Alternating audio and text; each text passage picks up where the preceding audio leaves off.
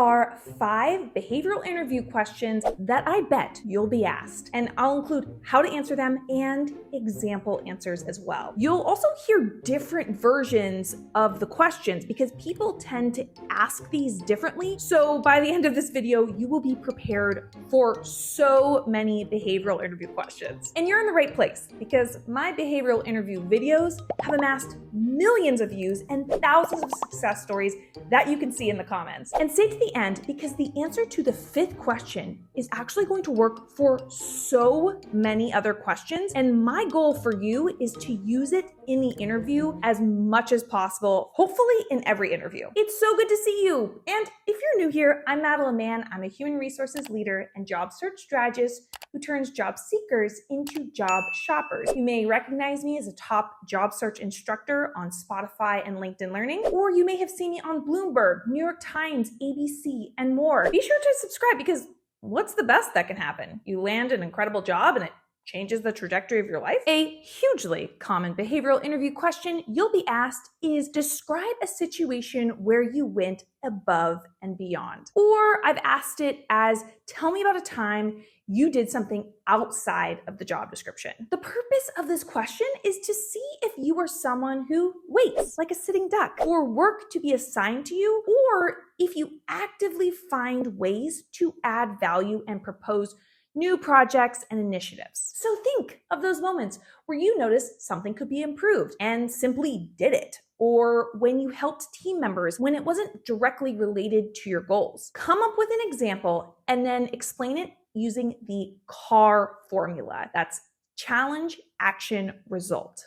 Here's an example. In my role as a marketing specialist, I noticed that our product launch strategy lacked a targeted approach for international audiences, which could impact success. I took the initiative to develop a tailored social media strategy for key international markets, collaborating with our localization team to ensure cultural relevance. I then implemented this strategy alongside the main campaign.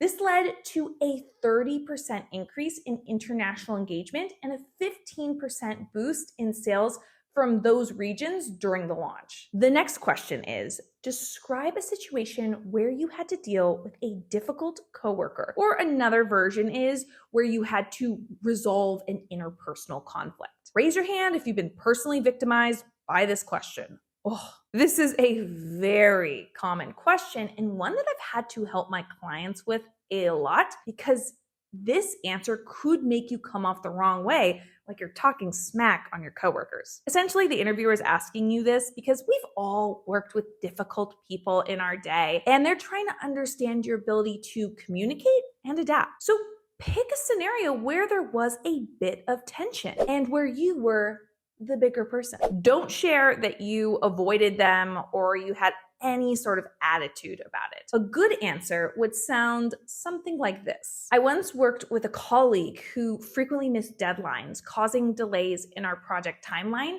and frustration within the team. I decided to have a conversation with him where I expressed the impact that his delays were having on the team and also showed empathy, asking how he was doing and about his workload. He then revealed that he was juggling one more project than usual and he was hesitant to ask for help. We came up with a solution where we looked at his deadlines and adjusted them to not land on the same days as other projects.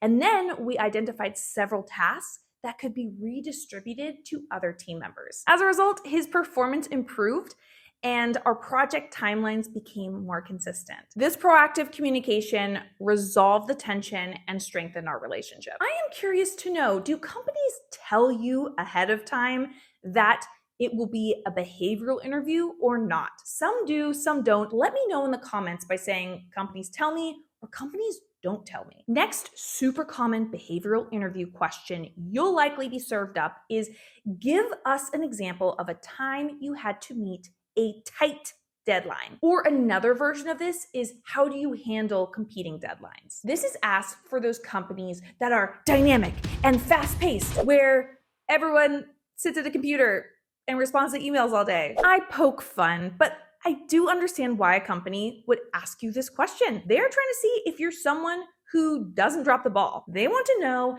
that when you've got a lot on your plate, you figure it out, you make it happen, you get her done. Here is an example answer. When I was leading the customer support team, we had to handle an unexpectedly high volume of support tickets during a system outage that affected many clients. The influx of requests meant I needed to find a way for the team to address urgent issues while maintaining quality responses, all within a short time frame. I quickly addressed the most critical issues and notified the team of which to prioritize based on urgency. I then worked with a team member to develop template answers for the most common outage questions so that the team was able to address inquiries more quickly. I then segmented the team for some to be exclusively focused on the outage while others focused on more routine questions so that both could stay focused on their tasks. By efficiently managing the team's workload and prioritizing effectively,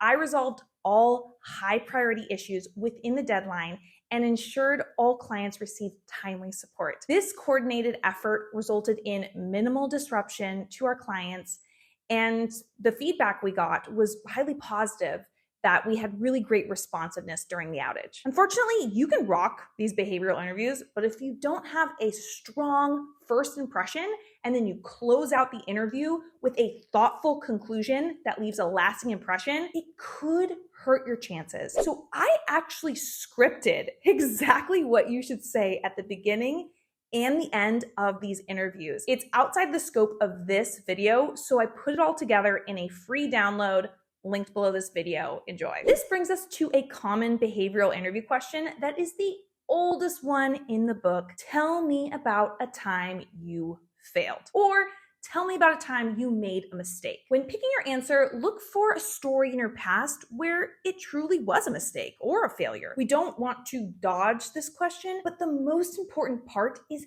how did you react to that failure? How did you rectify it? A story with a strong lesson is the one you should choose. Here's an example answer. In my previous role as a product manager, I spearheaded a launch for a new software feature. I underestimated the time required for user training and documentation, which resulted in users struggling with the new feature and needing more support than anticipated. After realizing the issue, I gathered feedback from users and the support team to understand the main difficulties. And they pointed out that the training materials were too technical and lacked practical examples. I quickly organized additional training sessions and revamped the documentation to be more user-friendly, incorporating clearer instructions and practical scenarios. The additional support led to smoother adoption of the feature and a reduction in support requests by 40%.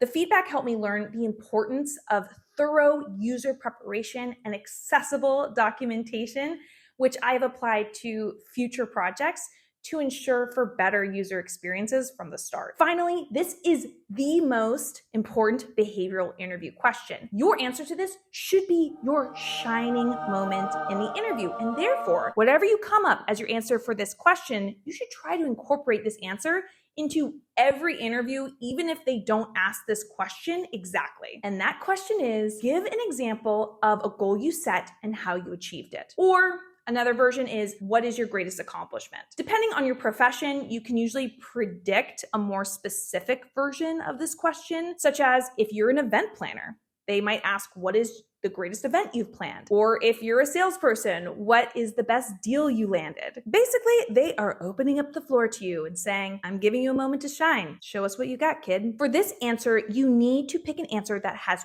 two components. The first is relevancy. Too many job seekers pick their favorite accomplishment of theirs, such as I've heard job seekers pick that they are proud to be the first person in their family to get an MBA, but that doesn't set you apart, nor does it share the value you're actually going to deliver in the role. And then the second thing is to focus on it being impressive. Choose an accomplishment where you did something really well and the results were great. Here's an example. In my role as regional sales manager, I was tasked with turning around the performance of a struggling sales region that had been underperforming for several quarters. To achieve this, I first conducted a thorough analysis of the region's performance, identifying key issues such as low customer engagement and inefficient sales processes. I implemented a comprehensive strategy that included retraining the sales team, introducing a new CRM system to streamline processes, and